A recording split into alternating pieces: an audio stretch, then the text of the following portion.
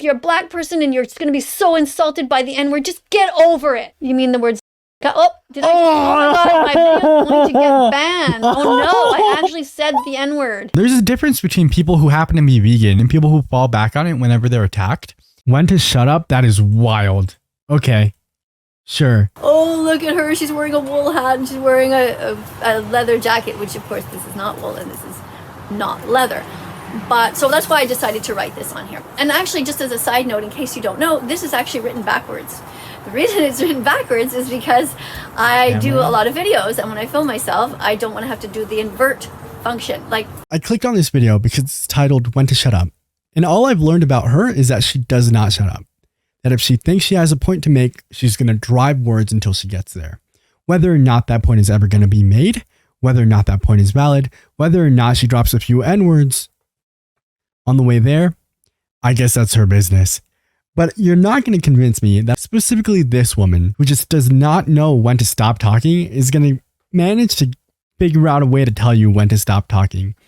On TikTok, for example, whenever you film yourself, you have to go out of your way to press an extra button.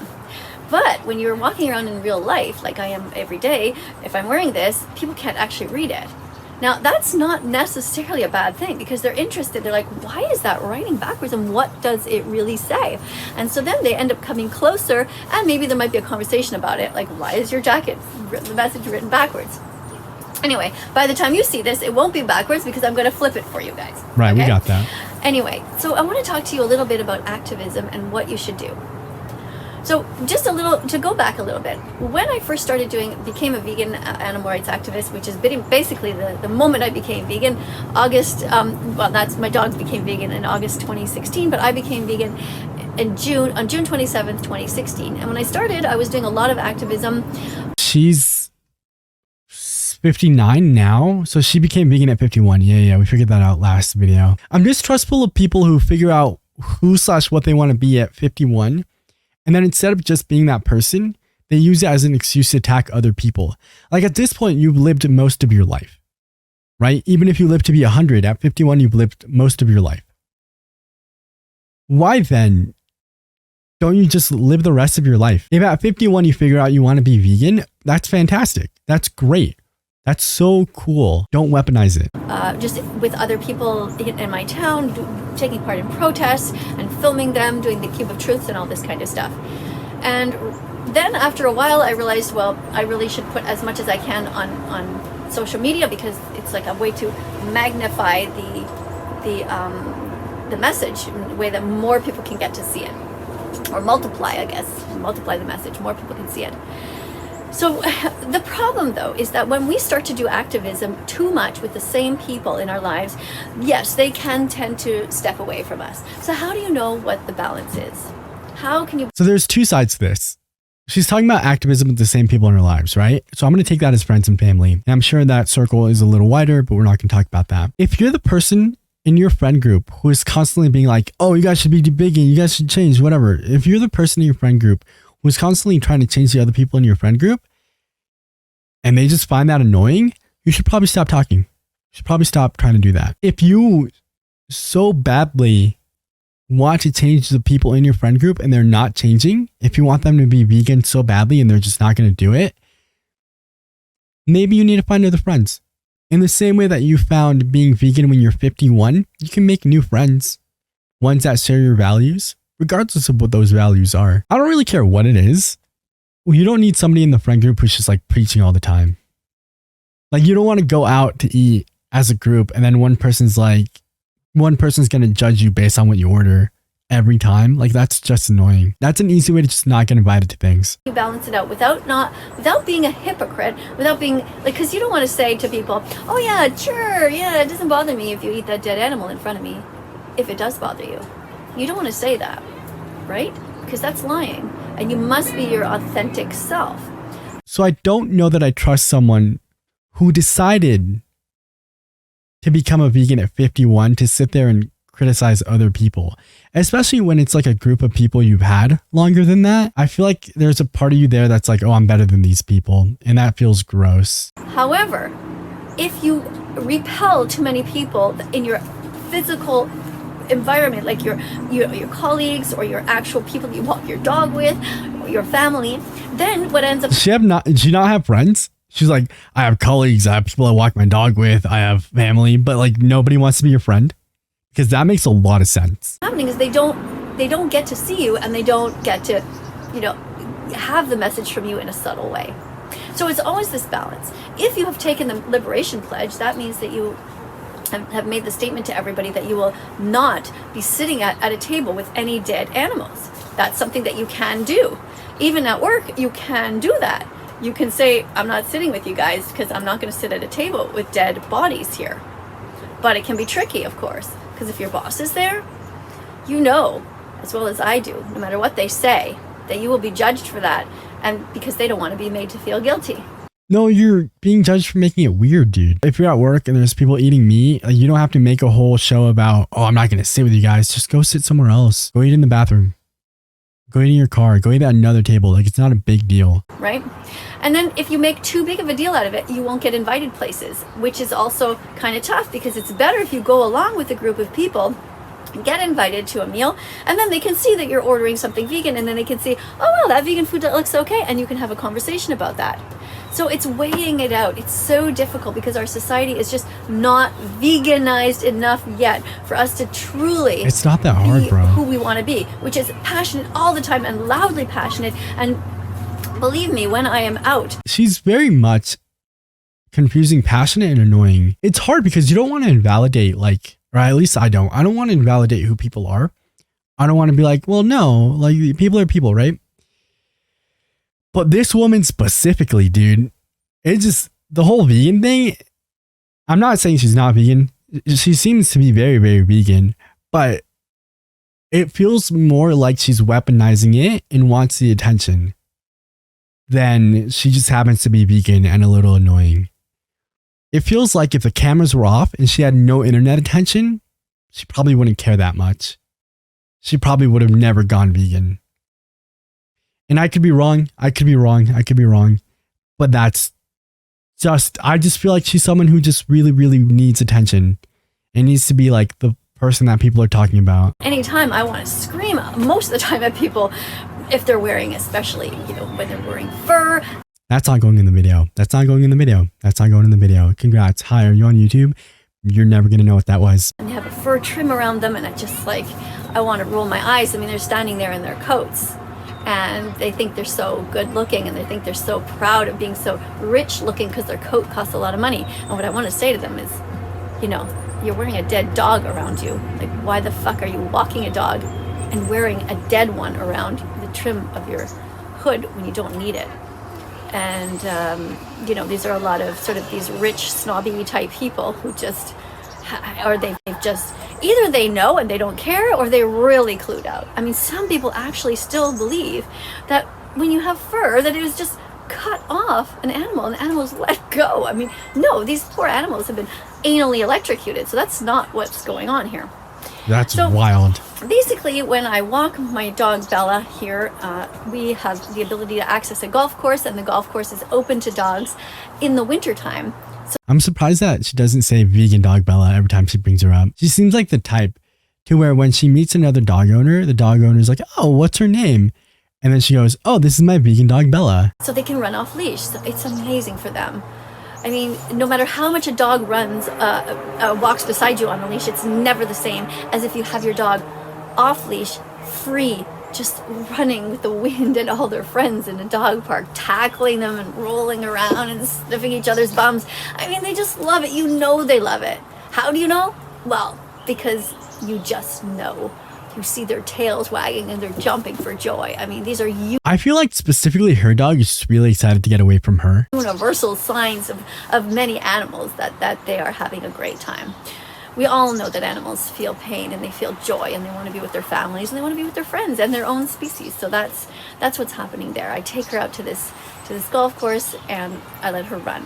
Now, when I'm walking with these other people, the conversations that I'm talking about are generally very shallow. We're talking about things that are, things. We're talking either about people, or we're talking about what's going on in our houses, you know, the leaky roof or whatever. I don't have it in me to have a conversation with people, like random people in person. I don't. If I'm outside, my headphones are on like 99% of the time. I'll take a headphone out to like order or to like check out or to like when you have to talk to people. But I do not want to be approached by a stranger. Absolutely not. Whatever. And yeah, a certain amount of that is kind of important. You're networking about, oh, do you know somebody who could fix our leaky roof? You know, and you're talking about whatever, a new stop sign in the neighborhood or something. And there's a certain amount of that's good. However, for myself personally, these conversations get old very fast, and I'm really much more interested in higher level discussions about. This is a red flag. And I've said this to people specifically. The dude who like comes up, he's like, yeah, I just like, you know, I just want to have deep conversations, bro. That dude does not hit with me. Like, I get it. Like, I also don't want to talk about anything generally. But, like, just don't have those conversations, dude. Like, I'm not sitting here asking people about the weather. I don't typically care for people to ask me how I am or how I'm doing or how my day was. But I'm not gonna like make a big deal out of it. Oh, I love having deep conversations, bro. Like, bro, dude. Like, I just got like a whole Bitcoin, dude. Who cares? That also ends up falling to like, I don't think that everyone realizes that everyone is capable of having these conversations. Sometimes you just don't want to have them with certain people. And it happens a lot with men and women when like men are like, oh, dude, this girl was like boring. And this girl was so dry. They probably just don't want to talk to you. I don't think that's like a revelation. About ideas, about what are we thinking about? How can we solve the problems of society? Also, like, okay, here's another thing. I don't want to listen to her ideas because as soon as this woman, and it happened yesterday, as soon as this woman goes, don't tell anyone, I think I should be allowed to say the N-word. I'm out. I don't care what else you have to say. Like that, I don't really want to talk to you. Like, that's so weird, dude. Like, no, thank you. Stay away from me. That's weird. What can we do with these political parties? How can we join them or fight them? Or how can we write letters? Or what can we do to make the world a better place? How can we have less pollution? And how can we have more animal rights activists in the world? I like having deep conversations. Like, how do we write letters? This comes back to the conversation thing about like whether you like talking to people or being listened to. When you say that you like conversation, these aren't ideas that you're going to do anything about. These are typically ideas that people like talking about because it makes them feel better to be like, oh, I'm a good person. If what you want out of interactions with other people is to feel good about yourself, that's fine. But just say that. Don't make a big deal about how you want to have deep conversations. No, you just want to sit there and feel good about yourself, which is fine. I don't think you should try and make it any deeper than that. And how can we veganize the world? So, it's a little tricky because I'm around these people and they're basically just acquaintances. They're not really close friends. I don't know them that well. I walk with them and say hi, and we sort of chat a bit about the dogs, and when the dogs got their paws clipped or their nails clipped, or who needs a bath or whatever.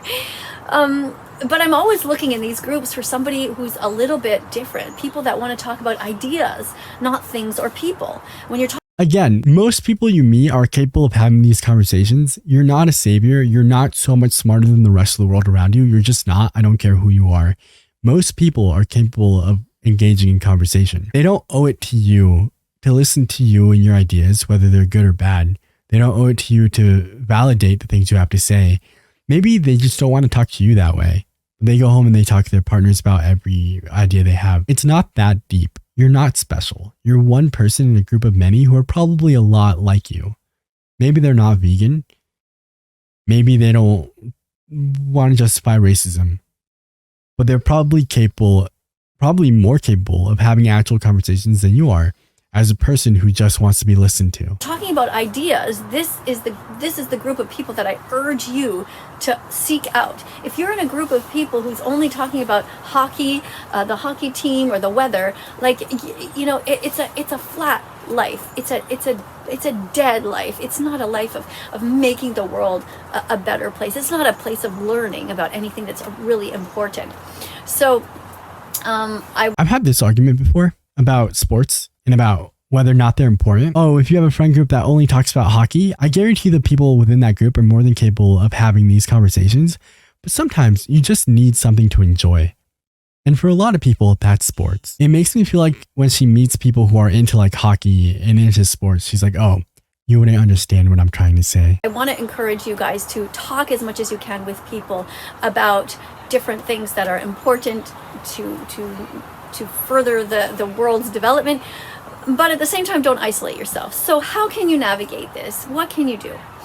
So my policy lately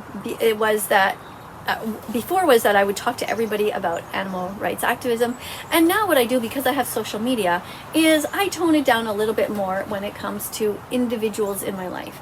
So that's a weird line. If the ideas that you share online are not the ideas that you feel comfortable sharing with your friend group, as an adult, I will say at like her age, it's entirely different than like people who are 20 and people who like are going to get kicked out of their houses. But if you're 51 and online, you're just like, eating animals is bad. I can't believe you do this. Where like you go out of your way to attack people who think differently than you. But then when you're outside of the internet and your friends are people who are people you would attack online, but you don't say anything to them just because it's in person, that's whack. I'm not telling you to attack your friends. I'm telling you to stop attacking people on the internet who are people you'd be friends with IRL. Like at that point, it's just performative. At that point, you are just doing that for attention on the internet. If you're so scared to share your real ideas with your friends because you're afraid of being isolated from them, either you have a bad friend group or you have stupid ideas. And it's not the vegan stuff. It's not even the animal rights activism. It's the way she goes about those two specifically. Also, along with the racism and the anti-Semitism. Those are problems. If you are the person who goes into your friend group and goes, here's why, as a white woman, I think I should be allowed to say the N-word, and that friend group isolates you and says, we don't want to be your friends, yeah, they did a good job. So I'm suggesting to you, what I've learned so far is this. Make sure that everybody knows you're vegan. Okay, think about that. Does everybody know that your house is a vegan house? If not, all the people walking by, if not, you're doing something wrong. You need a sign in front. Now, I have a sign in front of my home that says, welcome to our happy vegan home. Now, just the fact that that exists means that people can see it, and if there are vegans in the world who are walking by, they can come and say hi, or they'll be like, oh yeah, you know, hey, there's a vegan. I cannot imagine any sign on somebody's lawn that would get me to like knock on their door. Vegan in my neighborhood, cool, I'm not the only one. And it also gives the message, if people are thinking about it, it gives them one more click. Remember, brother, nobody thinks about you that hard. Chill. You are not that important. And that's not an insult. I don't think any of us are. Like, you're not special. It takes 100 clicks until you're vegan. This is my theory. It has to hit your head. It has to hit your heart. You have to understand the reasons that it's important, how the animals are suffering, and you have to get that into your heart as well. You have to like feel their pain and the compassion. That's what veganism is about, is to understand how the environment is being decimated by animal agriculture, and how individual species, all of them, the sentient ones, are such victims to what we're doing. I mean, just the planet and just bulldozing everything. Like we are despicable cancer here on this planet. That's what humans are. So when you're out there in the world, it's important that everybody knows that you're vegan, because that gives them one more click. And it is important to engage in conversations as much as possible with people, but be very careful, because there's a fine line between being part of a group and being able to make an influence in that group versus being cut out completely, where you cannot make any difference on a personal level. And the personal level does have some impact. So let's say you're online. Let's say you're doing activism. Like when I was on TikTok and I had 1.7 million followers. Again, we're 3 for 3. She has pulled up her TikTok follower count in all 3 videos. We're 3 for 3. Absolutely zero need for me to be out there in the real world talking about veganism, because I was doing it constantly online and I had such a huge platform. Now that I'm not part of that anymore, because I was deplatformed for my activism, which is very unfortunate. Not the racism, not the homophobia, not the anti-Semitism, for her activism. And I think it's super wrong and dangerous of society to censor people that way. But that's what's happened. That's the reality. Now I have to try to figure out what next. So because I have a YouTube channel, I can still speak every day to a few thousand people. And that is incredible. That's like, think about it. It feels like opening your front door, and instead of talking to just one neighbor, you're talking to 1,000 or a few thousand people. It's still quite remarkable. So the issue with YouTube, right, is for the most part, People who click on your video are people who already agree with you. So congrats. You are not willing to say these things to the people around you for fear of isolation. You said this to a very large audience and got yourself banned because of the dumb things you said along with it. And now you're on YouTube where the people who are going to choose to click on your video, because most of us are not letting things autoplay forever, right? It's not TikTok where you scroll. Oh, what is happening here? And you watch the video. It's YouTube where you see a thumbnail, you see a title, and you click on it. So the people who are clicking on your thumbnails in your videos are people who are already on your side, who are like, yes, I'm vegan and I'm a little racist, and so I'm going to click on this video.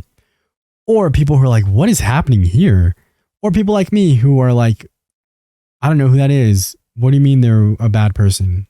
What a time we're about to have. So congrats, you're shouting out ideas to people who already had those ideas. You're not changing anything. Use that to the best of your ability as often as you can to talk about the victims. And then when you're out in the real world, you have a little bit of a less responsibility to constantly wear these kind of jackets, that type of thing, or to like feel like you have to desperately, sort of, what's the word I'm looking for? What is the word I'm looking for? Like link with people, because there's a sense of almost urgency that new vegans feel like I have to tell everybody I can't believe these animals are suffering, and that's completely normal if you go through that, and you should tell your family and friends everything that you're feeling when you're first coming out of the closet as a vegan animal rights activist. That's wild. Again, like she adopts phrases that belong to groups. Stop doing that. Stop. You're not coming out of the closet as a vegan. That's a life-changing moment for people who are actually coming out of the closet. You're just deciding to be annoying. Which you didn't have to be. You didn't have to be. You could have been vegan. You could have been an animal rights activist. You didn't have to use those as like an excuse to carry around the racism and the homophobia and the anti-Semitism. You could have been a normal person. You could have just been vegan, dude. You're 60. You're 60. You became a vegan at 51. You could have lived out your last 30 years just vibing and feeling good about yourself. You could have, and you should have. But instead, you make it sound like you're just desperate for attention. But once everybody knows that you're vegan, and once they all know that you've given them a paper with the names of the documentaries, you've tried to watch these documentaries with them, you've told them about soy milk, you've taken them shopping or whatever, once you've done all of that, there's a line where if you cross it, you will be segregated from the group, and then you will not be able to speak on behalf of the animals. And possibly, if it's a group of people that you're walking your dog with, you won't be able to walk your dog with that group anymore, and then your dog will suffer. And the whole point is to have less animals suffer, right? Her whole thing is like about how she has so many haters on the internet and about how that means she's doing something good. But you're not letting yourself do the same thing in person because you're afraid of being alone. You're just a hypocrite. And I'm not attacking the vegan side of this. I don't think there's anything wrong with being vegan. I think there's something wrong in weaponizing it. But let's say this was like racism, right? And I was like, I'm afraid to have talks about race with the people around me because they might not want to hang out with me. I don't want to hang out with racists. I would rather be alone than in a room full of people who are bigots. And so if you really feel this strongly about veganism, if you really, really, really feel like people who eat meat and who justify eating meat are bad people, then bring it up. And if they don't agree with you and you're isolated, then good. You did a great job. You pointed out people you think are bad people and you got away from them. Otherwise, it just feels performative. And this applies to her because she's 60. This doesn't apply to children. This doesn't apply to people in their 20s figuring out who they are. This isn't your family, right? You're not talking about your mom. You're not talking about your kids. You're not talking about people who your heart is attached to. You're talking about random people you walk your dog with. So do it. If you feel so strongly that people who think differently than you are a problem, then bring it up. And if they're a problem, remove yourself from that situation. So I don't know if you understand exactly what I'm trying to say, but I'm basically saying that, use your brain to try to figure it out, but don't lie to yourself and say, well, I did my part, so that's it. I'm going to be one of those vegans who's like... That's what you just did, though. You just said, well, I did my part on the internet, so I can really hold it back in person. Oh, no, it doesn't bother me if you keep talking about dead animals all the time and putting them in front of me. Like, don't do that. Don't lie. But, for example, today on the walk, there was one of the women was there, and she was talking. Now, I had spoken to her before. She knows I'm vegan, and she's not young. She understands, I think. But at some point she was talking to somebody else about, oh, I had this great meal, I was eating some duck and it was so delicious, and like I'm standing right there. So it's like, okay, what's going on? Like, she doesn't seem like she's being mean on purpose, but does she not remember that I talked about how the animals are suffering so much? And she was one person who said, it's important not, it's like veganism is like a religion, and you shouldn't be like shoving it down people's throats. So I said to her, well, it's not like a religion at all, because there's victims involved. But I honestly got the feeling that this whole concept went right over her head, because she didn't seem to be malicious. She just seemed to be just stuck in her ways. And this person is older. And I truly think that it's just that she didn't make the connection that an animal rights activist who is feeling pain from hearing about this duck that's dead on her plate, I got the feeling she didn't really honestly remember. So I decided to give her the benefit of the doubt and just say, you know what? Say to myself, I'm just going to let it go. Now, I didn't smile and nod like it was nothing going on, but I also didn't, say, hey, yo, that's a dead animal you're talking about, because at the time there was about 10 of. I was going to drop that because she's like, doesn't generally talk about religion, aside from her being like, you should change your religion every day, which is a whole weird thing. This isn't like a religion because this has victims. Unfortunately, a lot of religions also have victims, but that's not a conversation that she's going to have. And it's not a conversation I'm going to force into this video. Other people listening to her message. So I had to make a decision about that. Another time, somebody else was talking about being with their dog and what to do with their dog regarding giving treats and disciplining the dog. So she was saying, oh, I gave my dog something that I know my dog really loves, like a bit of cooked chicken. And I had just said to this woman that I'm vegan for the animals. This person is a dietitian, nutritionist, she said. So she said, oh, I was vegan once and I found it too hard. So first of all, like, that in itself was just so surprising, that somebody is a nutritionist and found it hard to be vegan, and that there are vegans all over the world who manage to make it work. There are plenty of people around the world who make everything work. It's not for everyone. That's fine. So, I didn't get a chance to really say what I wanted to say, which was, what the fuck are you talking about? You literally have a dog, so you understand that the dogs are sentient, and why are you killing other animals? Why are you fucking killing a chicken and giving it to your dog?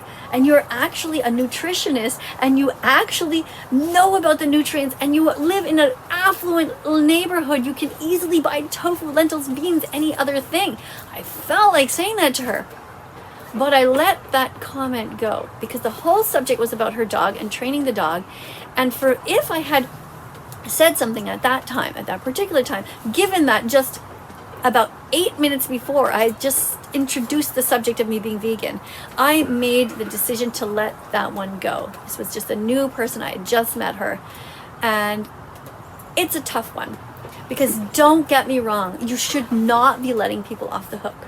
You should be brave. You must be brave, but also use your brain.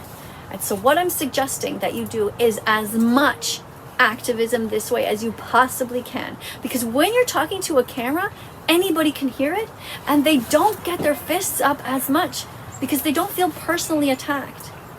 So the more of us that are doing this kind of video, just turn the camera on and just... She makes a good point about like people not taking things personally when you're talking at a camera, but that detracts from the whole point of like the reason these kind of conversations work sometimes is because of how personally people take what you're saying. And so when you remove that factor as a whole, no, I don't feel attacked by you, but also I don't feel changed by you. Just start talking. And yes, you're going to turn the camera off sometimes and go, oh my God, what the fuck did I just say? Start over. I do that, but less and less. That's kind of wild to me to think that she recorded a 50-minute video where she dropped the N-word multiple times and then was like, oh, what did I just say? Should I try redoing this video? Should I try maybe editing this one? Maybe I just cut out one of them. Nope. Just full send on that one. Now, because if I make a mistake, I'll just say, oh no, I didn't mean that, and I'll say something else. And yes, people can take that tiny clip out of context, but what can you do, right? Just do your best. It takes 100 clicks for somebody to become vegan. My message here today might reach one person who is their first time even hearing about the word vegan. People don't even know the difference between being vegetarian and vegan. So that just may be one click. The fact that they see this jacket might be a second click, or it might be combined with the first and just one message in general. Or this could be somebody who is this close to being an animal rights activist, who is this close to being a full-fledged vegan, and they see this message, and this and my talk is number 99 and number 100, and it just tips them over the edge. I have received many. I just don't get it. I don't have the sort of like personality where I think anything I say is important enough to change anyone. I don't. I think I have good ideas, and I think that I'm pretty well spoken in certain situations, but I don't think I have it in me to be the person that changes anyone. And there are times when that's a fault. There are times when I've heard people say something that might be a little racist or transphobic, and instead of like trying to talk to them and being like, hey, here's why what you said is wrong, I just don't talk to them anymore. So there's always that. But I just like don't have it in me. I just don't have it in me to think that anything I have to say is so important that it could change your life. And then it comes back to like, I don't think she worries too much about actually making the world a better place. It sounds like she wants the validation of, I have the power to change other people. And that's, I just don't get it. Like, I don't get it. Like, I don't have that in me. I don't have that want or desire. I want to surround myself with people that I think are good people. And I want to think that if one of my friends came to me and said, hey, I'm struggling with this like idea, and they laid it out to me, and I was able to be like, oh, no, here's why that doesn't work, or here's why they may have been a little misogynistic. I hope that like I've surrounded myself with the right people to where if they have a bad idea, they would listen to me tell them why it was wrong. And the same way the other way around. If at some point I say something really mean that is just like completely out of pocket, or if I for some reason do something that may seem a little like racist or transphobic or in some way problematic, I hope that I've put together the right group of friends where one of them can be like, hey Max, here's why what you said is wrong. And I hope that I'm the person that can take that criticism and go, oh, yep, that makes sense, and fix the problem. But it would be stupid of me to believe I'm a god and I'm anything more than just a normal person. I'm not any smarter than anyone else. I'm not any more important. I don't mean anything more than anyone else. Like, I'm just a person in the same way that this woman is just a person, but she's trying to cosplay as some sort of deity. Deity? She's cosplaying as some sort of god. She's like, I'm right. And I have the power to change you, who you are, what you believe, and the things that you've been raised to value. You can't attack people with that, and you have to let them come to you. You just do. Your contribution to the world has to be being a good person within the circle you build and allowing that circle to help you become a better person, while also helping the other people in that circle become better people. That's it. You're not going to manage to change the world. There are outliers. There are outliers in everything we do. Everything. There's going to be one person that does, but that's not you. You're just like a woman on the internet screaming at people she's never going to have to see in person, because the people she does see in person, she's afraid of being excommunicated by. So who are you? Because you're not some activist who's willing to die on that hill. You just showed us that you're not, because you're afraid of being unincluded by people. You're someone who needs validation from the internet, so you post videos that garner a lot of hatred for the person that you are, and then you use the veganism and the activism as a shield. I can't be racist. You're vegan phobic. That's it. That's the entirety of her being. And the thing about people like her is that you can't change them. Like, you're not going to force her to see that. You're not going to convince her that all the anti-Semitism, all the racism, all these things that she does, whether or not she means to do them, at the very least, detract from her activism. You're not going to convince her of that. And so she gets to say, I'm going to say the N-word, and if you say anything about it, you're vegan phobic. I'm going to compare every little thing to the Holocaust, and if you say anything about it, you're vegan phobic. I'm going to walk around with this shirt, with this jacket that says fake leather, real vegan. And if you go, that's kind of weird that you would wear that in public, you're vegan phobic. Nothing wrong with being vegan. There's nothing wrong with being an activist.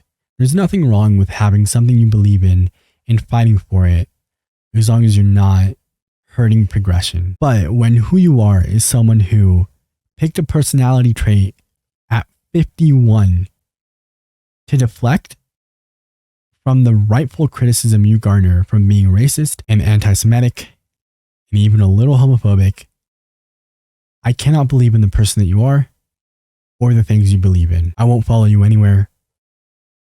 I almost don't even care if it's in the right direction.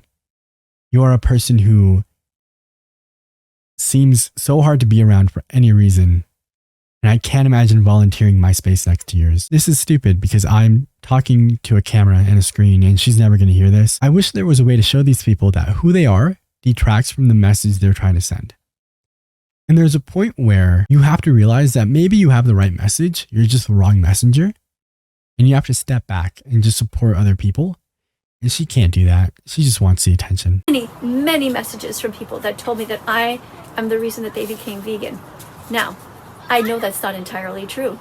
I mean, unless they were actually watching 100 of my videos in a row, then maybe, yes, I can take credit for it.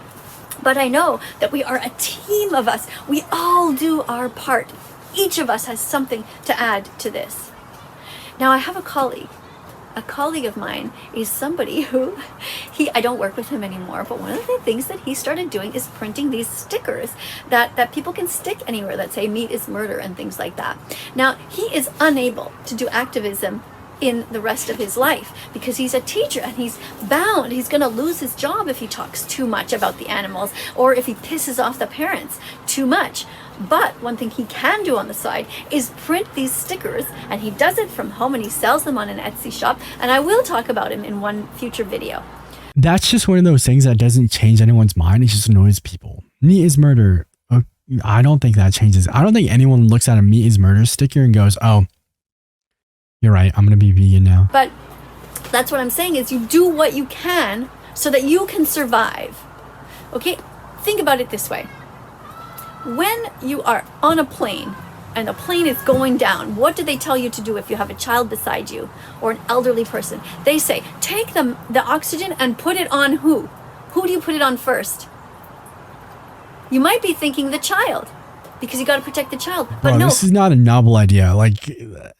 No, again, she's doing the thing where she brings something up that everyone understands and going, oh, wow, you probably didn't think of this before, but here's something we all know. You put it on yourself first, and then you have the brains and the ability and the strength to then help the people around you. You have to take care of yourself. You must love yourself.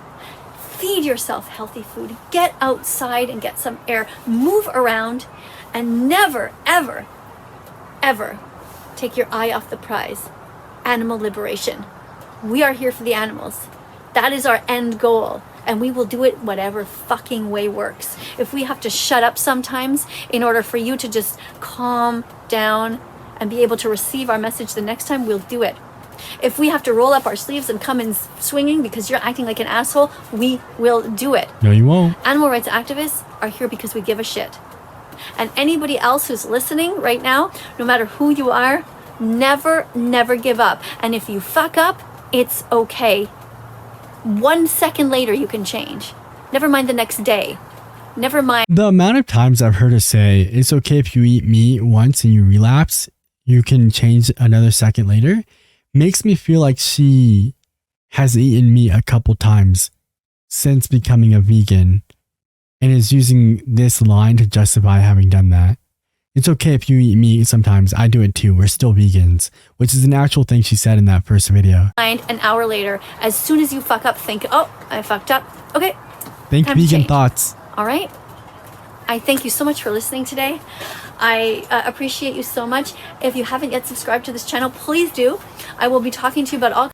It's like she's in the middle of eating a steak and going, oh no, the cow ate grass. I'm eating grass. I'm technically eating grass. Kinds of things. I urge you also to say something important or interesting in the comment section so that I can have a conversation with you. I want to thank all of the moderators who have been great when I do these things. She did not respond to a single comment. I'm pretty sure. I'll check. And they are moderating the comments and putting people in timeout.